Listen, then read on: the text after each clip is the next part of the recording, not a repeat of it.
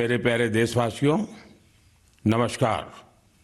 साल 2026 का यह पहला मन की बात है। कल 26 जनवरी को हम सभी गणतंत्र दिवस का पर्व मनाएंगे। इसी दिन हमारा संविधान लागू हुआ था। 26 जनवरी का ये दिन हमें अपने संविधान निर्माताओं को नमन करने का अवसर देता है। आज 25 जनवरी का दिन भी बहुत अहम है। आज नेशनल वोटर्स डे है, मतदाता दिवस है। मतदाता ही लोकतंत्र की आत्मा होता है। साथियों, आमतौर पर जब कोई 18 साल का हो जाता है, मतदाता बन जाता है, तो उसे जीवन का एक सामान्य पड़ाव समझा जाता है। लेकिन दरअसल ये अवसर किसी भी भारतीय के जीवन का बहुत बड़ा माइलस्टोन होता है। इसलिए बहुत जरूरी है कि हम देश में वोटर बनने का, मतदाता बनने का उत्सव मनाएं। जैसे हम जन्मदिन पर शुभकामनाएं देते हैं और उसे सेलिब्रेट करते हैं, ठीक वैसे ही जब भी कोई युवा पहली बार मतदाता बने तो पूरा मोहल्ला, गांव या फिर शहर एकजुट होकर उसका अभिनंदन करें और मिठाइयां बांटी जाए। इससे लोगों में वोटिंग के प्रति जागरूकता बढ़ेगी। इसके साथ ही यह भावना और सशक्त होगी कि एक वोटर होना कितना मायने रखता है। साथियों, देश में जो भी लोग चुनावी प्रक्रिया से जुड़े रहते हैं, जो हमारे लोकतंत्र को जीवंत बनाए रखने के लिए जमीनी स्तर पर काम करते हैं, मैं उन सभी की बहुत सराहना करना चाहूंगा। आज मतदाता दिवस पर मैं अपने युवा साथियों से फिर आग्रह करूंगा कि वे 18 साल का होने पर वोटर के रूप में खुद को जरूर रजिस्टर करें। संविधान ने हर नागरिक से जिस कर्तव्य भावना के पालन की अपेक्षा रखी है, इससे वो अपेक्षा भी पूरी होगी और भारत का लोकतंत्र भी मजबूत होगा। मेरे प्यारे देशवासियों, इन दिनों मैं सोशल मीडिया पर एक इंटरेस्टिंग ट्रेंड देख रहा हूं। लोग साल 2016 की अपनी यादों को फिर से ताजा कर रहे हैं। उसी भावना के साथ आज मैं भी आपके साथ अपनी एक मेमोरी को शेयर करना चाहता हूं। 10 साल पहले जनवरी 2016 में हमने एक एम्बिशियस जर्नी की शुरुआत की थी। तब हमें इस बात का एहसास था कि भले ही एक छोटा क्यों न हो, लेकिन ये युवा पीढ़ी के लिए, देश के फ्यूचर के लिए काफी अहम है। तब कुछ लोग ये समझ ही नहीं पाए थे कि आखिर है क्या। साथियों, मैं जिस जर्नी की बात कर रहा हूं वह है स्टार्टअप इंडिया की जर्नी। इस अद्भुत जर्नी के हीरो हमारे युवा साथी हैं। अपने कंफर्ट जोन से बाहर निकलकर उन्होंने जो इनोवेशन किए वो इतिहास में दर्ज हो रहे हैं। साथियों, भारत में आज दुनिया का तीसरा सबसे बड़ा स्टार्टअप इकोसिस्टम बन चुका है। ये स्टार्टअप्स लीग से हटके हैं। आज वे ऐसे सेक्टर्स में काम कर रहे हैं जिनके बारे में 10 साल पहले तक कल्पना भी नहीं की जा सकती थी। AI, space, nuclear energy, semiconductors, mobility, green hydrogen, biotechnology, आप नाम लीजिए और कोई ना कोई भारतीय स्टार्टअप उस सेक्टर में काम करते हुए दिख जाएगा। मैं अपने उन सभी युवा साथियों को सैल्यूट करता हूं जो किसी न किसी स्टार्टअप से जुड़े हैं या फिर अपना स्टार्टअप शुरू करना चाहते हैं। साथियों, आज मन की बात के माध्यम से मैं देशवासियों विशेषकर इंडस्ट्री और स्टार्टअप से जुड़े युवाओं से एक आग्रह जरूर करना चाहता हूं। भारत की इकोनॉमी तेजी से आगे बढ़ रही है। भारत पर दुनिया की नजरें हैं। ऐसे समय में हम सब पर एक बहुत बड़ी जिम्मेदारी भी है। वो जिम्मेदारी है क्वालिटी पर जोर देने की। होती है, चलती है, चल जाएगा, ये युग चला गया। आइए इस वर्ष हम पूरी ताकत से क्वालिटी को प्राथमिकता दें। हम सबका एक ही मंत्र हो, क्वालिटी, क्वालिटी और सिर्फ क्वालिटी। कल से आज बेहतर क्वालिटी। हम जो भी मैन्युफैक्चर कर रहे हैं उसकी क्वालिटी को बेहतर बनाने का संकल्प लें। चाहे हमारे टेक्सटाइल हो, टेक्नोलॉजी हो या फिर electronics, even packaging. Indian product का मतलब ही बन जाए टॉप क्वालिटी। आइए एक्सीलेंस को हम अपना बेंचमार्क बनाएं। हम संकल्प लें, क्वालिटी में न कोई कमी होगी, न क्वालिटी से कोई समझौता होगा। और मैंने तो लाल किले से कहा था, जीरो डिफेक्ट, जीरो इफेक्ट। ऐसा करके ही हम विकसित भारत की यात्रा को तेजी से आगे ले जा पाएंगे। मेरे प्यारे देशवासियों, हमारे देश के लोग बहुत इनोवेटिव है। समस्याओं का समाधान ढूंढना हमारे देशवासियों के स्वभाव में है। कुछ लोग ये काम स्टार्टअप्स के जरिए करते हैं, तो कुछ लोग समाज की सामूहिक शक्ति से रास्ता निकालने का प्रयास करते हैं। ऐसा ही एक प्रयास उत्तर प्रदेश के आजमगढ़ में सामने आया है। यहां से होकर गुजरने वाली तमसा नदी को लोगों ने नया जीवन दिया है। तमसा केवल एक नदी नहीं, बल्कि हमारी सांस्कृतिक और आध्यात्मिक विरासत की सजीव धारा है। अयोध्या से निकलकर गंगा में समाहित होने वाली यह नदी कभी इस क्षेत्र के लोगों के जनजीवन की धुरी हुआ करती थी, लेकिन प्रदूषण की वजह से इसकी अविरल धारा में रुकावट आने लगी थी। गाद, कूड़ा कचरा और गंदगी ने इस नदी के प्रवाह को रोक दिया था। इसके बाद यहाँ के लोगों ने इसे एक नया जीवन देने का अभियान शुरू किया। नदी की सफाई की गई और उसके किनारों पर छायादार, फलदार पेड़ लगाए गए।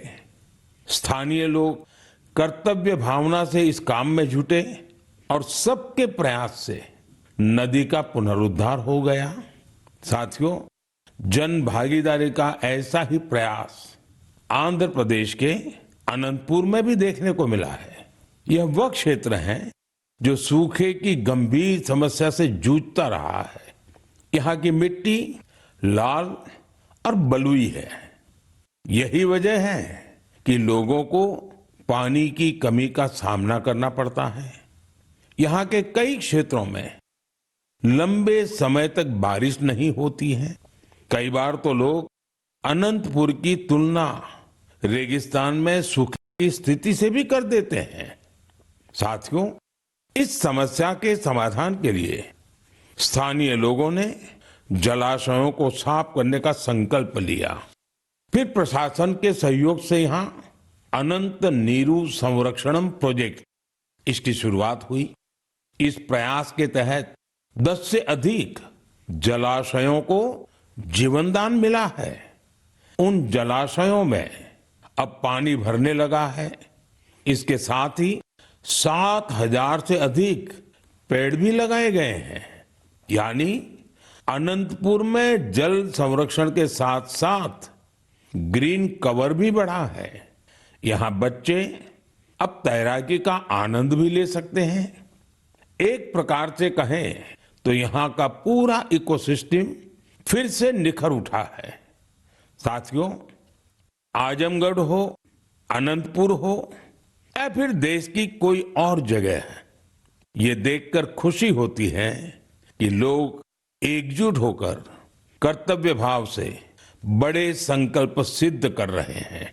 जन भागीदारी और सामूहिकता की यही भावना हमारे देश की सबसे बड़ी ताकत है। मेरे प्यारे देशवासियों, हमारे देश में भजन और कीर्तन सदियों से हमारी संस्कृति की आत्मा रहे हैं। हमने मंदिरों में भजन सुने हैं, कथा सुनते वक्त सुने हैं और हर दौर ने भक्ति को अपने समय के हिसाब से जिया है। आज की पीढ़ी भी कुछ नए कमाल कर रही है। आज के युवाओं ने भक्ति को अपने अनुभव और अपनी जीवन शैली में ढाल दिया है। इसी सोच से एक नया सांस्कृतिक चलन उभर कर सामने आया है। आपने सोशल मीडिया पर ऐसे वीडियो जरूर देखे होंगे। देश के अलग अलग शहरों में बड़ी संख्या में युवा इकट्ठा हो रहे हैं।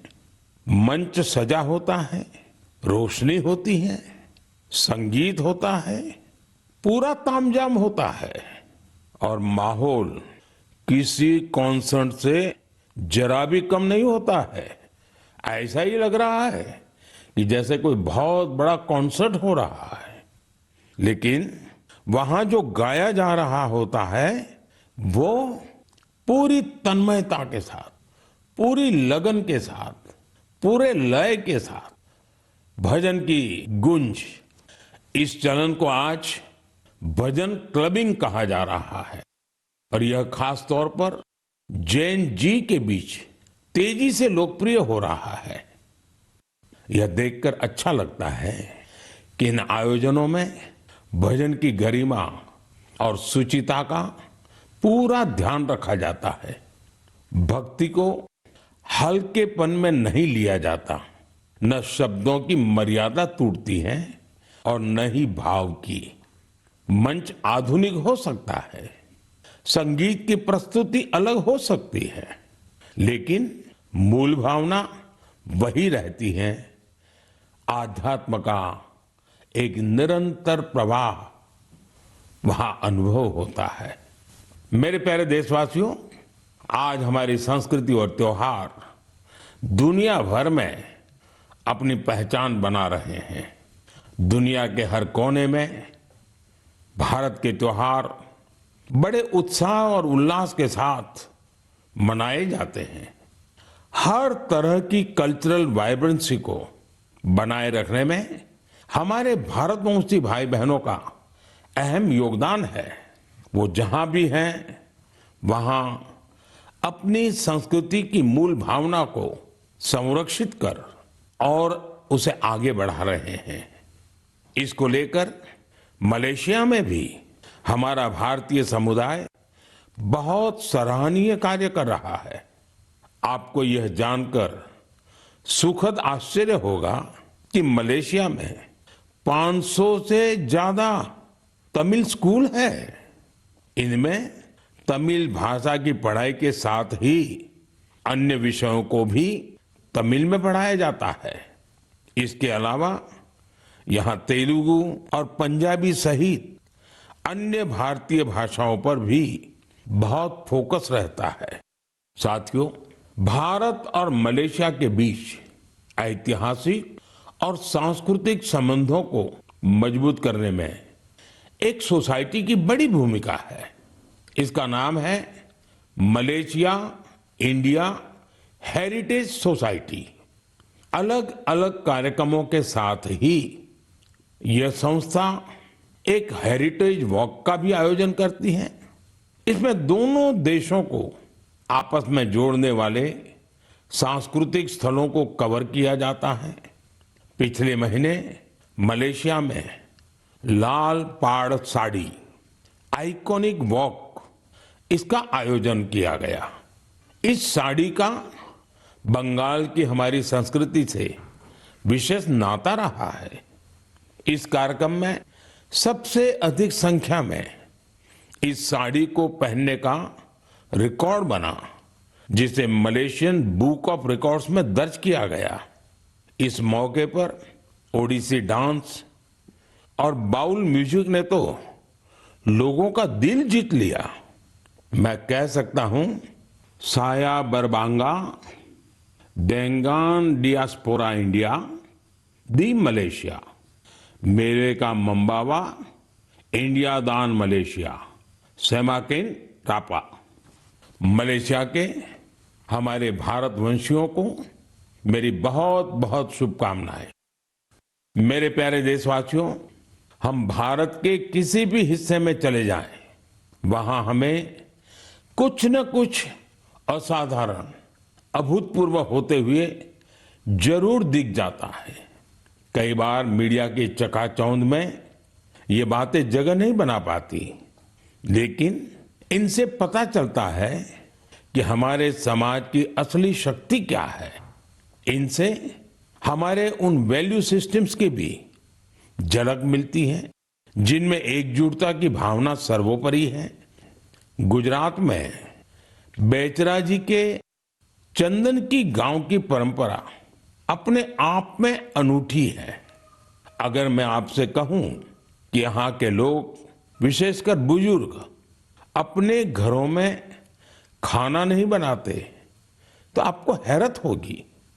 इसकी वजह गांव का शानदार कम्युनिटी किचन।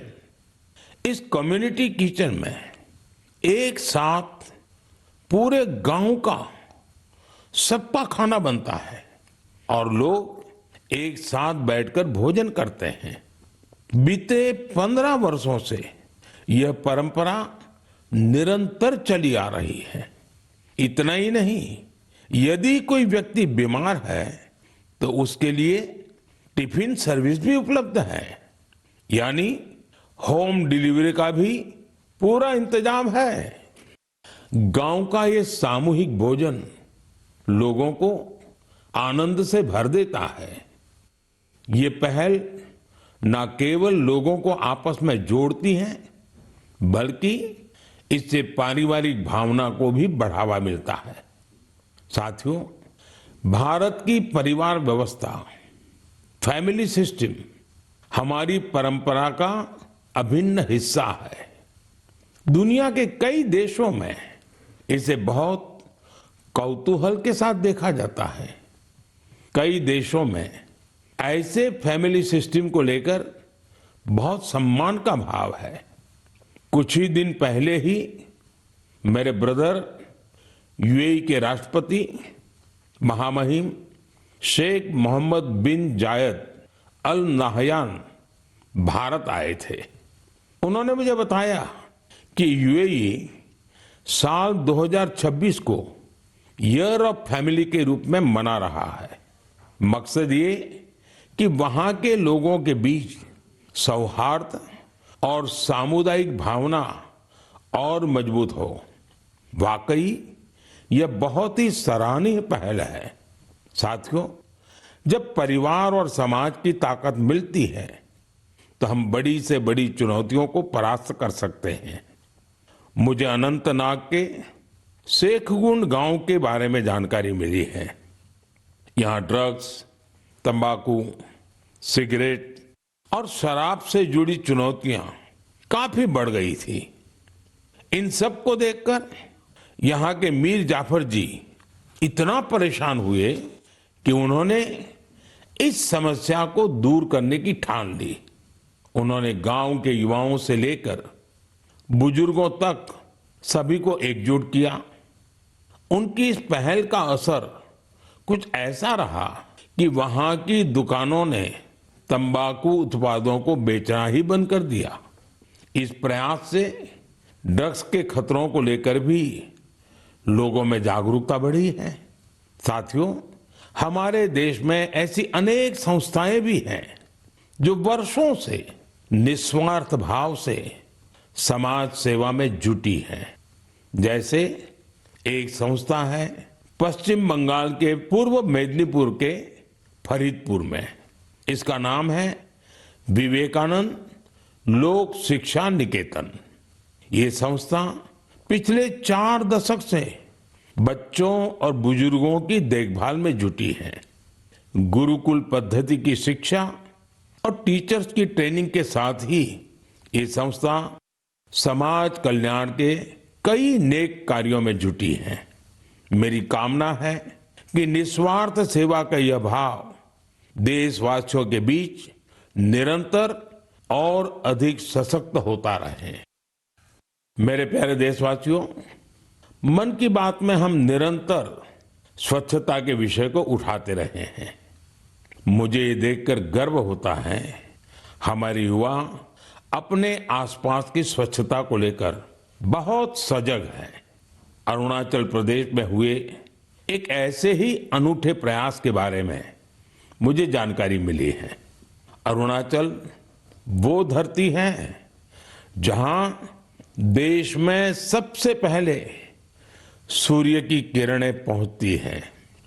यहां लोग जय हिंद कहकर एक दूसरे का अभिवादन करते हैं। यहां ईटानगर में युवाओं का समूह उन हिस्सों की सफाई के लिए एकजुट हुआ जिन पर ज्यादा ध्यान देने की जरूरत थी। इन युवाओं ने अलग अलग शहरों में सार्वजनिक स्थलों की साफ सफाई को अपना मिशन बना लिया। इसके बाद ईटानगर, नाहरलागुन, दोईमुख, सेप्पा, पालिन और पासीघाट, वहां भी ये अभियान चलाया गया। ये युवा अब तक करीब 11 लाख किलो से अधिक कचरे की सफाई कर चुके हैं। सोचिए दोस्तों, नौजवानों ने मिलकर के 11 लाख किलो कूड़ा कचरा हटाया। साथियों, एक और उदाहरण असम का है। असम के नागांव में वहां की पुरानी गलियों से लोग भावनात्मक रूप से जुड़े हैं। यहां कुछ लोगों ने अपनी गलियों को मिलकर साफ करने का संकल्प लिया। धीरे धीरे उनके साथ और लोग जुड़ते गए। इस तरह एक ऐसी टीम तैयार हो गई जिसने गलियों से बहुत सारा कचरा हटा दिया। साथियों, ऐसा ही एक प्रयास बेंगलुरु में हो रहा है। बेंगलुरु में सोफा वेस्ट एक बड़ी समस्या बनकर सामने आया है।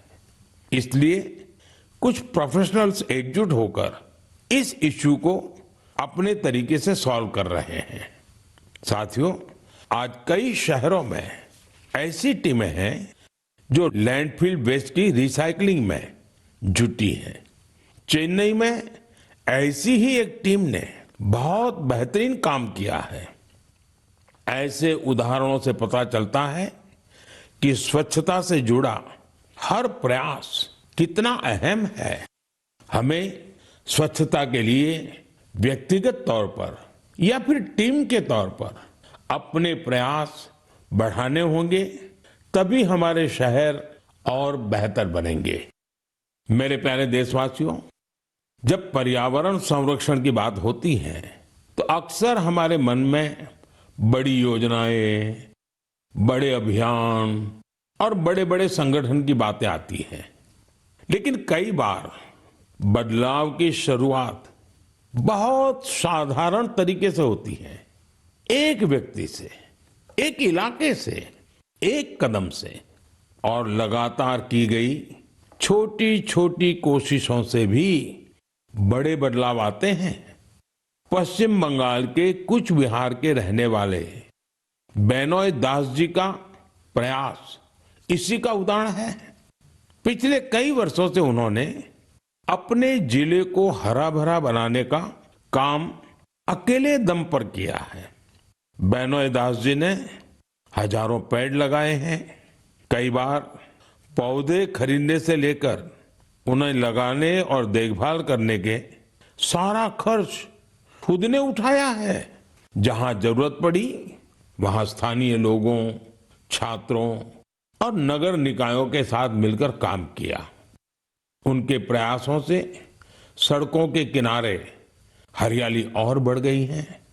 साथियों, मध्य प्रदेश में पन्ना जिले के जगदीश प्रसाद आहिरवार जी उनका प्रयास भी बहुत ही सराहनीय है। वो जंगल में बीट गार्ड के रूप में अपनी सेवाएं देते हैं। एक बार गश्त के दौरान उन्होंने महसूस किया कि जंगल में मौजूद कई औषधीय पौधों की जानकारी कहीं भी व्यवस्थित रूप से दर्ज नहीं है। जगदीश जी ये जानकारी अगली पीढ़ी तक पहुंचाना चाहते थे, इसलिए उन्होंने औषधीय पौधों की पहचान करना और उनका रिकॉर्ड बनाना शुरू किया। उन्होंने 125 से ज्यादा औषधीय पौधों की पहचान की।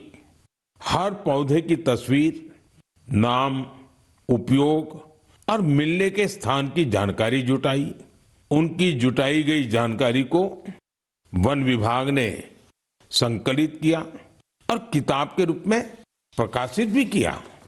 इस किताब में दी गई जानकारी अब रिसर्चर, छात्रों और वन अधिकारियों के बहुत काम आ रही है। साथियों, पर्यावरण संरक्षण की यही भावना आज बड़े स्तर पर भी दिखाई दे रही है। इसी सोच के साथ देश भर में एक पेड़ मां के नाम अभियान चलाया जा रहा है। इस अभियान से आज करोड़ों लोग जुड़ चुके हैं। अब तक देश में 200 करोड़ से ज्यादा पेड़ लगाए भी जा चुके हैं। ये बताता है कि पर्यावरण संरक्षण को लेकर अब लोग ज्यादा जागरूक हैं और किसी न किसी रूप में अपना योगदान देना चाहते हैं। मेरे प्यारे देशवासियों, मैं आप सभी की एक और बात के लिए बहुत सराहना करना चाहता हूं। वजह है मिलेट्स यानी श्री अन्न। मुझे ये देखकर खुशी है कि श्री अन्न के प्रति देश के लोगों का लगाव निरंतर बढ़ रहा है। वैसे तो हमने 2023 को मिलेट ईयर घोषित किया था, लेकिन आज 3 साल बाद भी इसको लेकर देश और दुनिया में जो पैशन और कमिटमेंट है वो बहुत उत्साहित करने वाला है। साथियों, तमिलनाडु के कल्लकुरिची जिले में महिला किसानों का एक समूह प्रेरणा स्रोत बन गया है। यहाँ के पेरिया पालयम मिलेट एपीसी से लगभग 800 महिला किसान जुड़ी हैं। मिलेट्स की बढ़ती लोकप्रियता को देखते हुए इन महिलाओं ने मिलेट प्रोसेसिंग यूनिट की स्थापना की। अब वो मिलेट से बने उत्पादों को सीधे बाजार तक पहुंचा रही हैं। साथियों, राजस्थान के रामसर में भी किसान श्री अन्न को लेकर इनोवेशन कर रहे हैं। यहाँ के Ramsar organic farmer producer company से 900 से अधिक किसान जुड़े हैं। ये किसान मुख्य रूप से बाजरे की खेती करते हैं। यहाँ बाजरे को प्रोसेस करके रेडी टू ईट लड्डू तैयार किया जाता है। इसकी बाजार में बड़ी मांग है। इतना ही नहीं साथियों, मुझे तो ये जानकर खुशी होती है आजकल कई मंदिर ऐसे हैं जो अपने प्रसाद में सिर्फ मिलेट्स का उपयोग करते हैं।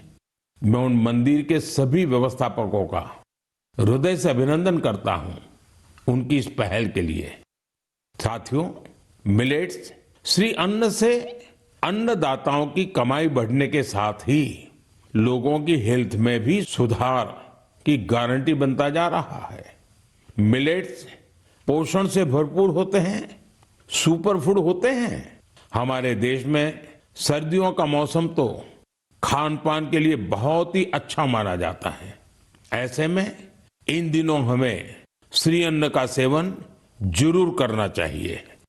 मेरे प्यारे देशवासियों, मन की बात में हमें एक बार फिर कई अलग अलग विषयों पर चर्चा करने का अवसर मिला। ये कार्यक्रम हम सभी को अपने देश की उपलब्धियों को महसूस करने और सेलिब्रेट करने का अवसर देता है। फरवरी में ऐसा ही एक और अवसर आ रहा है। अगले महीने इंडिया एआई इम्पैक्ट समिट होने जा रही है। इस समिट में दुनिया भर से विशेषकर टेक्नोलॉजी के क्षेत्र से जुड़े एक्सपर्ट भारत आएंगे। यह सम्मेलन एआई की दुनिया में भारत की प्रगति और उपलब्धियों को भी सामने लाएगा। मैं इसमें शामिल होने वाले हर किसी का हृदय से अभिनंदन करता हूं। अगले महीने मन की बात में इंडिया एआई इम्पैक्ट समिट पर हम जरूर बात करेंगे। देशवासियों की कुछ अन्य उपलब्धियों की भी चर्चा करेंगे। तब तक के लिए मुझे मन की बात में विदा दीजिए। कल के गणतंत्र दिवस के लिए एक बार फिर आप सभी को मेरी बहुत बहुत शुभकामनाएं। धन्यवाद।